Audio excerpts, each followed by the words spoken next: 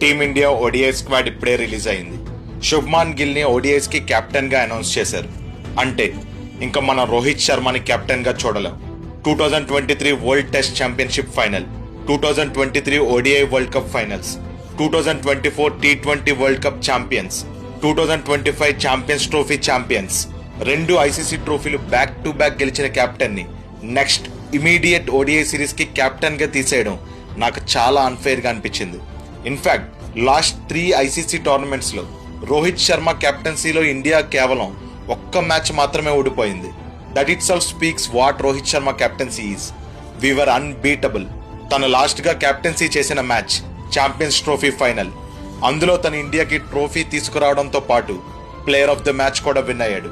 This is how he ended his captaincy career. Honestly 2027 ODI world cup తన కెప్టెన్సీలో గెలిపిస్తాడని expect చేశాం. But destiny has other plans. Thank you Rohit Sharma. తన కెప్టెన్సీలో Indian cricket అప్రోచే మారిపోయింది. తనని కెప్టెన్సీ నుండి తీసేయొచ్చు, బట్ తన కాంట్రిబ్యూషన్ ని ఇండియన్ క్రికెట్ ఎప్పటికీ మర్చిపోదు. ఈ డెసిషన్ నాకైతే అన్ఫెయిర్ అనిపించింది. మీకే అనిపించింది? కామెంట్ చేసి చెప్పండి.